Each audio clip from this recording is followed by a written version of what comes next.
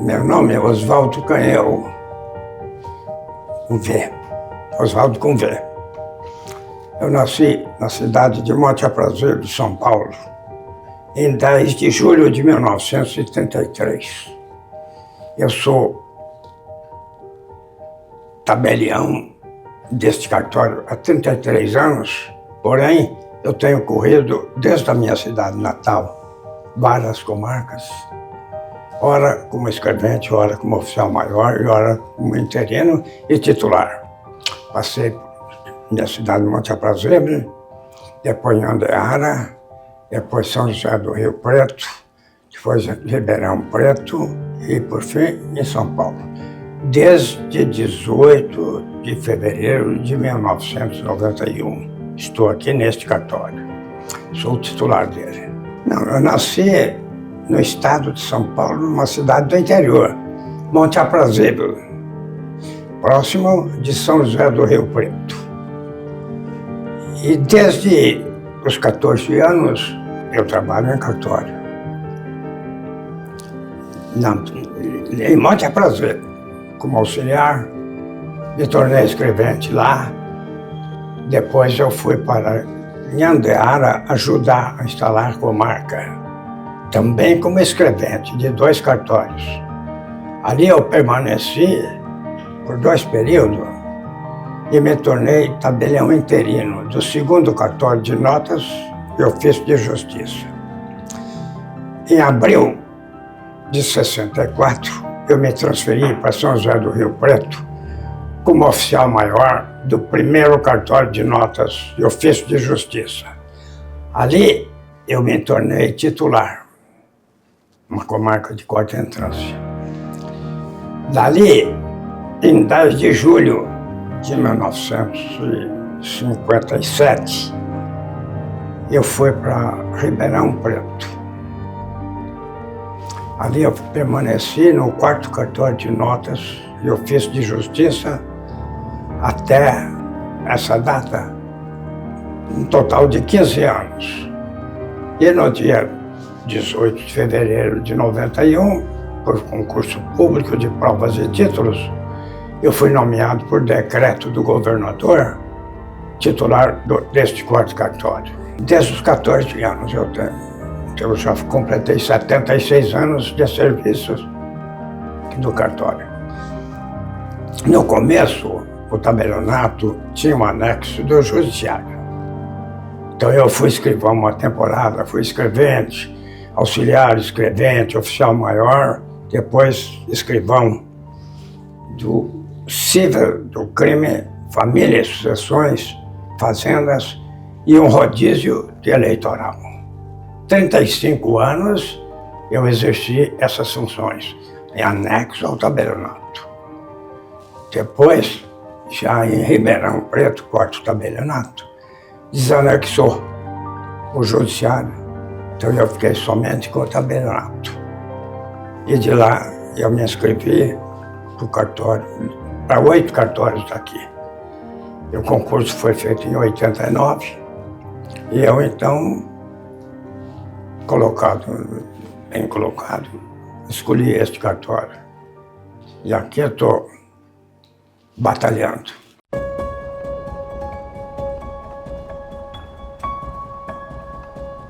Bem, quando eu era tabelião em São José do Rio Preto, eu era convidado sempre para compor a diretoria do Colégio Notarial, aqui em São Paulo.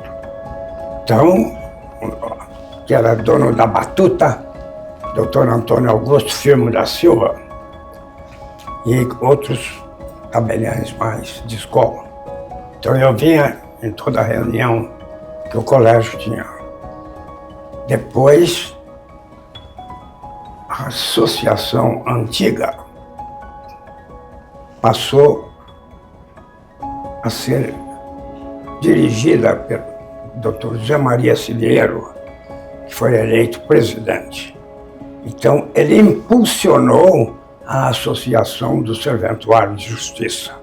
Chamava assim, Serventuário de Justiça do Estado de São Paulo. Então, ele me convidou a fazer parte da diretoria da associação. E eu fui diretor de notas para o interior durante o tempo que ele permaneceu como presidente. Aí, nós viajamos para o interior, levando conhecimento da classe para os cartórios do interior.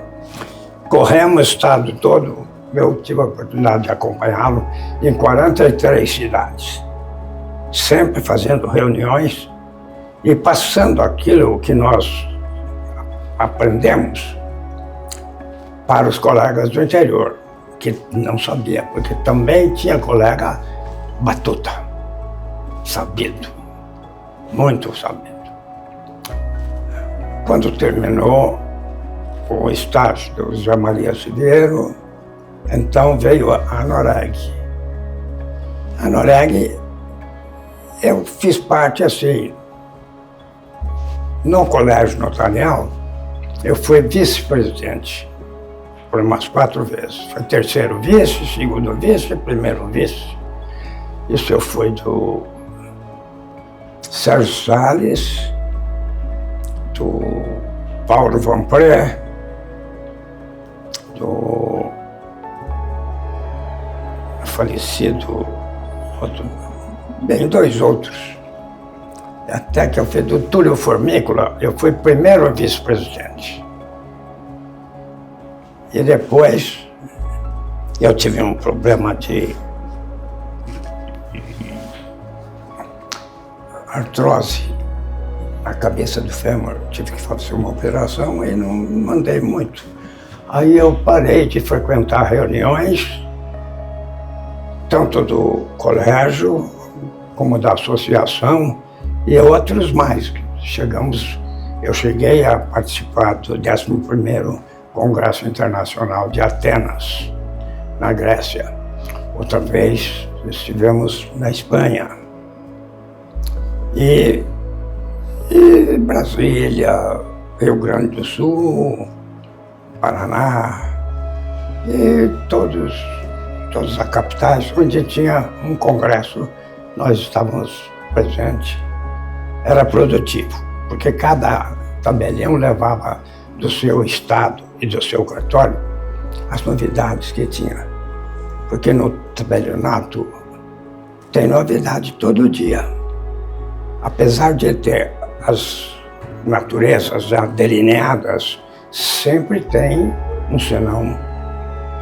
Cada caso é um caso e depende de estudo e nem sempre a gente tem o preparo necessário para fazer frente. Tem que estudar, trocar ideias e nos congressos, entendeu? Passar e receber a orelha dos colegas aquilo que eles sabem e passar para eles aquilo que nós sabemos. Então eu parei de frequentar a reunião quando eu tive a fazer uma cirurgia, pus uma prótese na perna. Depois eu tive outros problemas aí oriundos da operação e me obrigou a ficar mais calmo. Mas eu não parei, eu só parei com as reuniões. Eu estou exercendo todo dia a minha função.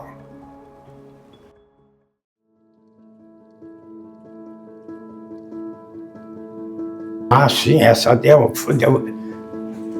muito pano para manga.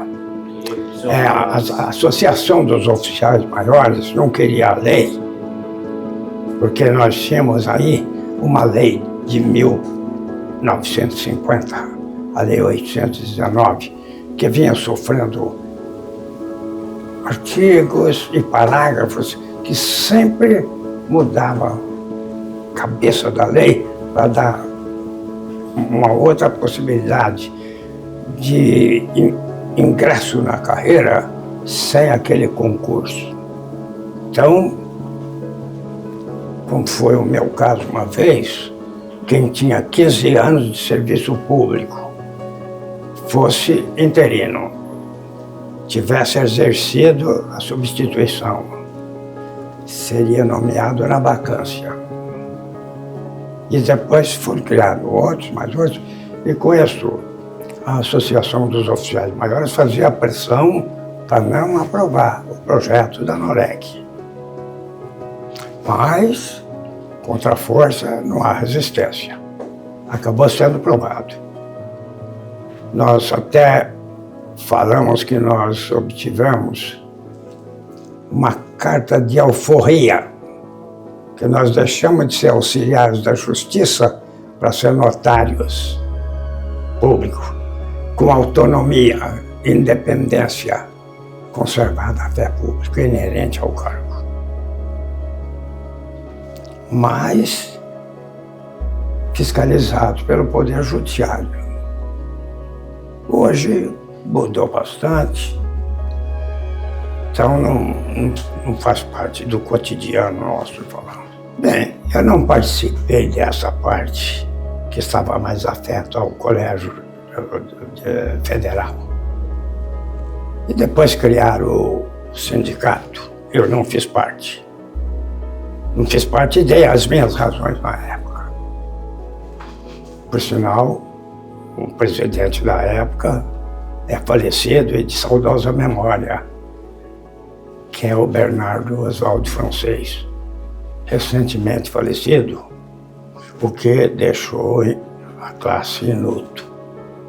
Mas nós tivemos, assim, percalços na aprovação, porque dependia de ganhar os políticos. E um fazendo força para ir, outro para voltar, era mais difícil. Mas aconteceu que nós conseguimos a aprovação da lei 8935, que é a chamada Lei dos Notários e Registradores. Ela regulamentou o 236 da Constituição, que privatizou o serviço de notas e registro. Ah, não! Estatização foi tentada muitas vezes, mas a diretoria sempre bateu contra e nunca deixou que acontecesse. Já tivemos quase para ser aprovada, mas prevaleceu, entendeu? A vantagem de ser o tabelião um oficial público que dá assistência ao povo. Portanto, ele é uma figura importante na sociedade, qualquer sociedade, não é só da brasileira. Então, isso pesou na balança e nós conseguimos fazer. Eu digo nós, a classe, porque eu também não participei ativamente. Eu não fui nenhuma vez em Brasília para demandar. Eu advogava por aqui. Então fazia reuniões e mostrava para o pessoal como era bom o concurso público, que dava igualdade para todos e oportunidade. O que deu. Hoje já estendeu para muito mais gente. A classe está mesclada hoje. Mercedes, concurso. Eu vejo a importância do concurso público, que é uma espécie de saneamento. Vão ocupar um cargo aquele que tem a competência, que tem qualidade para tal. Aquele que vai só no intuito de angariar benefícios monetários, não consegue. Tem que provar que tem, entendeu, qualidade para ser o notário. Porque o notário tem que ser um zeloso conselheiro das partes e não um emérito ganhador de dinheiro. É óbvio que ganhava dinheiro pelo número grande de serviços que prestava e que presta. Mas hoje já está bem diferente.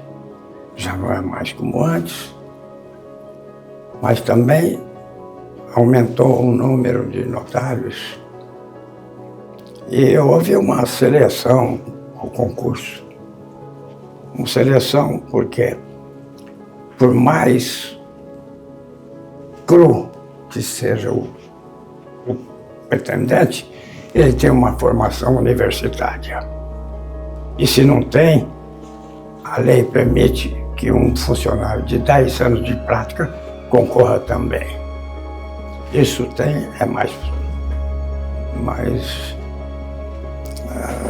vamos dizer, democrático. Então eu vejo assim que a necessidade do concurso deve prevalecer, não assim com excessivo rigor, mas deve sofrer alguma modificação, precisa sofrer alguma modificação para que o notário tenha o seu concurso e depois tenha um período de adaptação na prática, que é muito diferente querer ser e ser. O tabelião tem uma desvantagem, que é a vantagem do público. Ele tem que conhecer a capacidade das partes, a validade dos documentos, a nitidez do negócio jurídico para poder praticar o seu ato. Então ele não vai atrás dos emolumentos, vai atrás de um bem servir. Isso, ele tem que ter qualidade para dar um bom serviço. De outra forma, é um desserviço, que não é apreciado. Por outro lado, os escreventes hoje são todos contratados no tabelião ou do registrador pela CLT. Não tem mais aquela vantagem de contribuir para uma carteira autônoma ou para o Estado e aposentar com uma quantia maior. Então, hoje, quem for um escrevente, por mais qualidade que tiver, mais serviço que apresentar, ele só pode aposentar com um número de salários. E uma vez aposentado, acontece como acontece em todas as aposentadorias. A tendência não é aumentar, que seria o ideal. Diminuir, vem diminuindo. Não sei por quê. Não posso explicar. Mas me causa pesar de saber que hoje uma aposentadoria de 5 salários, daqui a algum tempo recebe 3.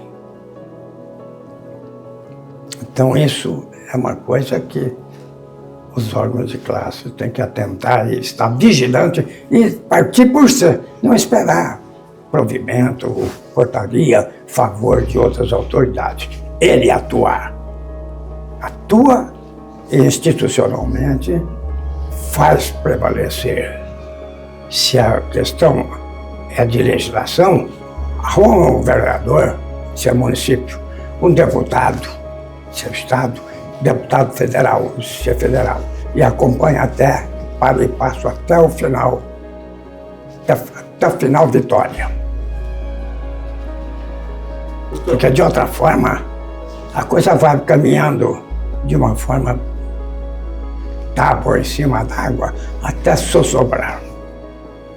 Essa beleza que é o notariado e essa garantia jurídica que oferece vai ruir.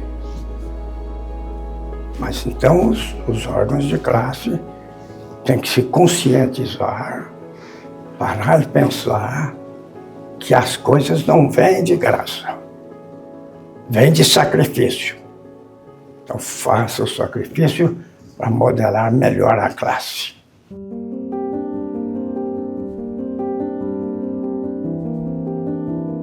Bem, eu vou falar uma coisa. Quando eu fui trabalhar no cartório, eu tinha acabado de fazer o grupo escolar, terminar o grupo, e não fiz ginásio. Mas como era aceitado de auxiliar, eu fui para o cartório de jejum. Mas a convivência com o tabelião, no meu caso, era um fidalgo, um homem instruído. O oficial maior também tinha suas qualidades. Os escreventes já estavam treinados. E nós tínhamos, então, a garantia do promotor, do advogado, do juiz, dos professores, que a gente sempre participava com eles e aprendia. Então, no meu caso, eu aprendi a conversar, Aprendi a não ter medo de conversar, porque a conversa tinha que ser bem abalizada, entendeu? E criar um rumo certo, não ficar aqui, experimenta aqui, experimenta ali, para depois voltar. Seguir reto, um caminho com vontade e com interesse. Mais tarde, eu fiz um básico à noite. Eu já estava casado e já tinha 3 filhos, eu tenho 4. Eu fiz o básico à noite, 4 anos, e comecei a fazer o técnico. Precisei mudar. Tinha Andeara para São José do Rio Preto, então abandonei. Fui só trabalhar. Mas imediatamente eu senti a necessidade de voltar. Então eu fiz o Madureza do Clássico, curso de Madureza do Clássico, e consegui passar e prestei vestibular para Direito. Passei. Comecei Direito na faculdade de São José do Rio Preto, chamada Fadira. Muito boa. Bom, quando eu estava para terminar, eu voltei a fazer o técnico. Então, todo dezembro, eu prestava o exame de Direito e esgotava por falta o técnico. E fazia a segunda chamada até fevereiro do outro ano. Então, quando chegou no ano de 73, dia 28 de dezembro, eu me formei em Direito Colegial. E aí, em fevereiro, eu terminei o técnico do ano passado. Os 2 diplomas foram a registro no FAO.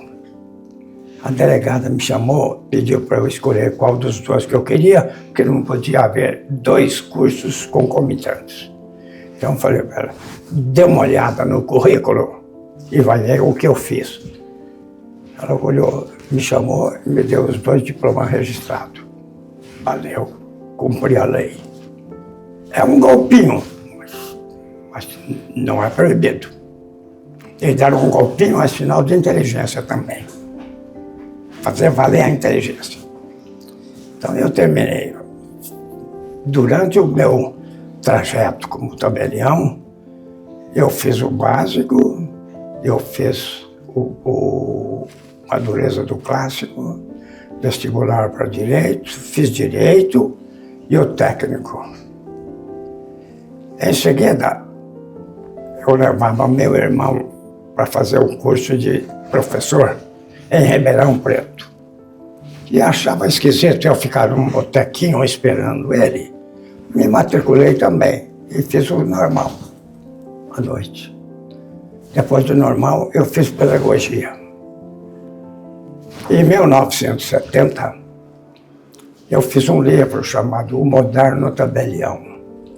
Então eu peguei o Código Civil, todos os livros, e fui fazendo minutas alusivas a tudo. Então fiz um manual, dando as coordenadas, como registrar, como pagar um imposto, uma tabela de conversão em metros quadrados, em alqueires, toda a medida linear ali. E eu tive uma surpresa que eu esgotou logo a edição. Aí eu fiz uma segunda edição um pouquinho melhorada. O que me valeu no concurso, 2 pontos, equivalente a 10 anos de serviço ou um diploma de médico, dentista ou professor.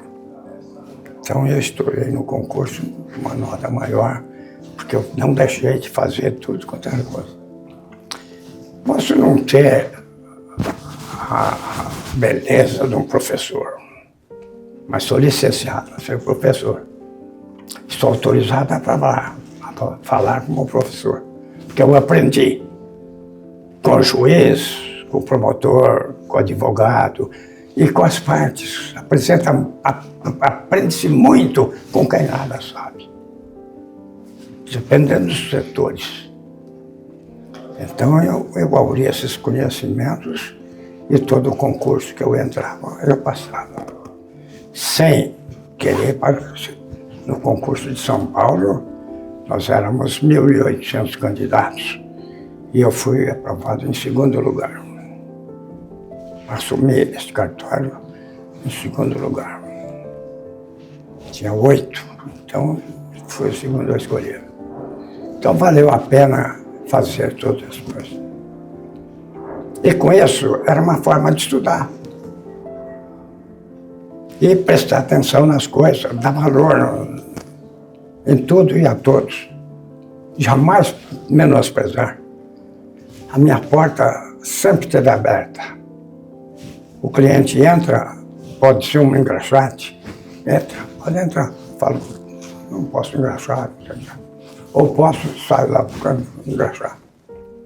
Todos foram atendidos. O motoboy, o rurícola, o ministro do Supremo, o desembargador do tribunal e o público em geral. Sempre mereceu o atendimento adequado. Isso é uma parte da vida. Certo? Bom, quando eu lancei o livro, eu fiz um coquetel na Faculdade de Direito, 1970. Então eu estava ainda cursando Direito quando eu fiz o livro. E esse livro tem servido para alguns principiantes. E eu mesmo consultava nas horas, quando eu precisava de uma minuta rápida, estava tudo estudado ali, tudo mastigado. Então eu adaptava o caso concreto naquele modelo e fazia um atendimento mais rápido.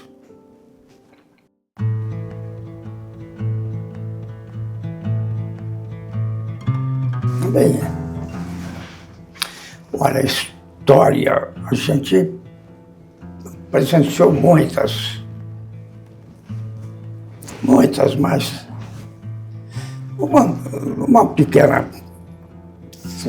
Quando o casamento era com separação de bens, o cidadão vendedor tinha que ter a assistência marital. Então, numa dessas vezes, o marido veio sem a mulher para lavrar a escritura. Então, nós lavramos a escritura tudo com a presença da mulher. Não, eu sou casado, você faz. Tudo bem, mas sua mulher tem que comparecer para dar assistência. Ela assiste para fiscalizar se o senhor não está vendendo bens comuns. É a lei. Ah, é, tá bom. 2 dias depois ele voltou com a moça. Eu falei, mas espera lá, você não acha que você está muito nova para o senhor? Não, não é a minha mulher, é a vizinha. Minha mulher estava ocupada, como é só para assistir, eu trouxe ela. Não é um fato para se registrar. Esse é um de menos. Outra vez, eu não quis lavrar uma doação de uma senhora idosa para um filho que já era rico. E orientei ela que, apesar de ser de alto valor, o bem era o único dela, que a lei proibia ela de vender, de doar o único bem.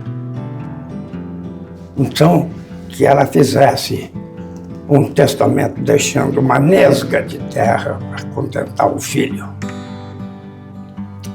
E, com isso, ela não perdeu os bens.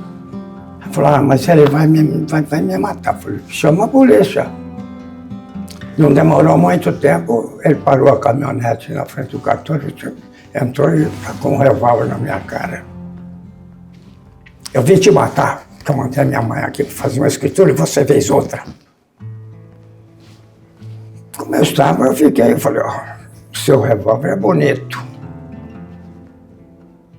Senta aí que eu vou te dar o porquê. Ele, contra gosto, sentou. E eu expliquei para ele. E a mãe dele ficou com a propriedade. Usufruiu, comprou um Montiquários, que era o sonho dourado dela, e acabou deixando a fazenda e o Antiquários para esse filho que não me matou.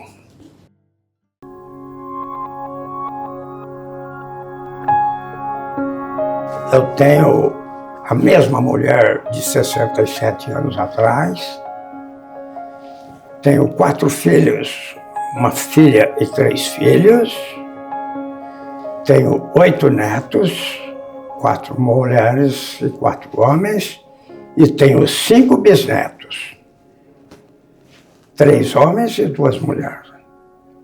Mas é um jardim de beleza. Era costume, todo sábado, na minha casa, reunir todos para um almoço. E a minha mulher cuidava de fazer o prato da preferência de cada um, inclusive o camarão. Então tinha leitoa recheada com palmito amargo, tutu de feijão e arroz branco. Tinha peru com molho com creme de milho e o arroz branco. E tinha o camarão com macarrão fino e mais outras coisas lá. Depois uma mesa de doce. Então isso era comum. Não é tanto hoje, porque a inteligência muda. Olha, acho falta. Eu não tenho saudade, mas eu acho falta. Porque vai chegando no sábado, eu não tenho preocupação de comprar aquilo, ou então dar o dinheiro para ir comprar. E o horário marcado para chegar lá, eu gostava de tomar 2 dedinhos de uísque. 2 dedinhos. Não é 2 dedinhos, é 2 dedinhos.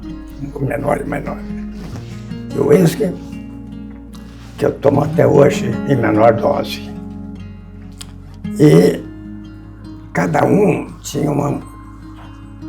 Eu tenho na minha casa um bar. Então eu tenho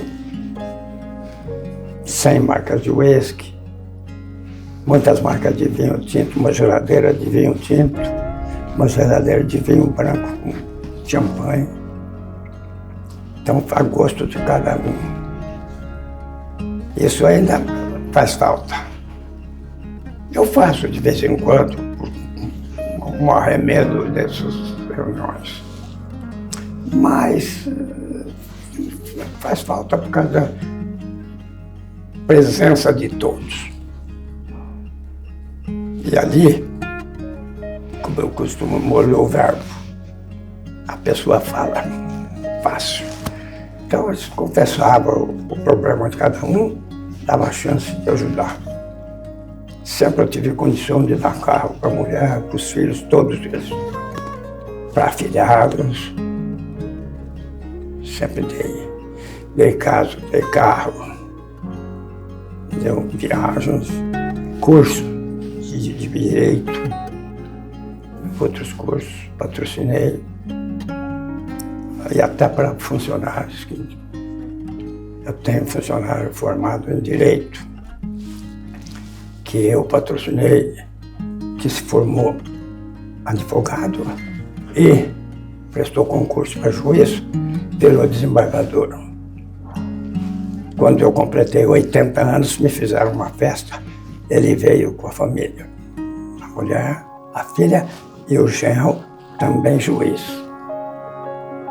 Então, é uma coisa que compensa a vida. A vida é boa. Nós é que estragamos. Porque nós queremos o todo e mais um pouco. Então devemos querer o todo para todos. Não é balela, é verdade. Palavra de Tabelião. Olha, isso aí seria puxar a brasa para minha sardinha. Mas eu me considero assim, um termo mais brando, irmanado, irmão.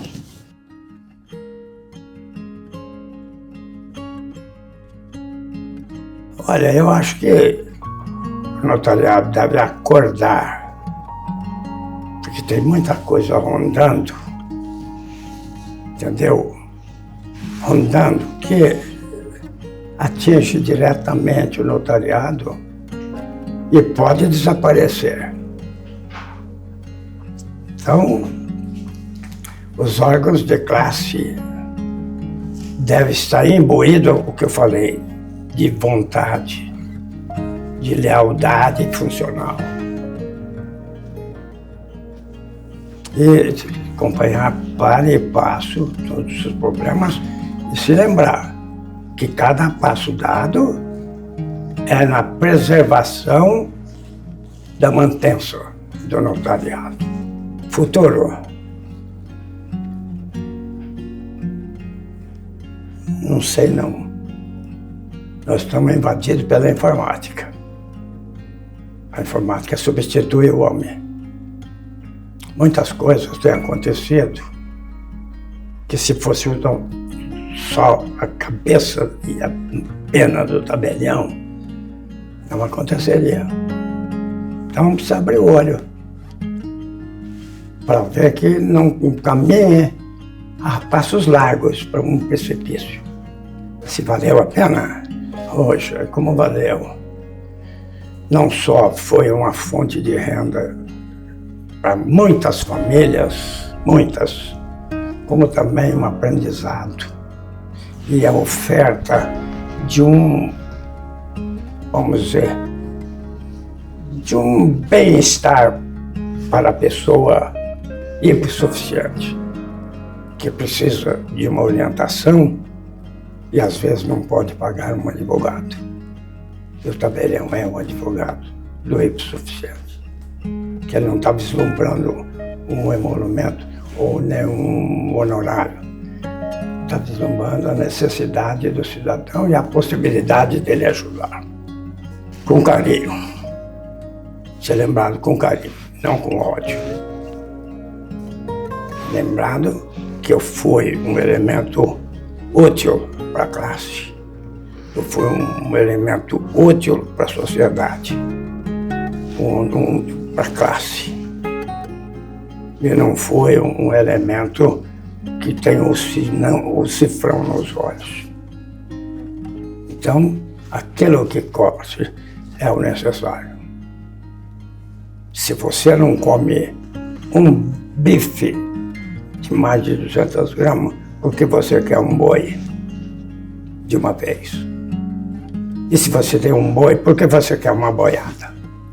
Então, esses exemplos são parábolas que você deve analisar.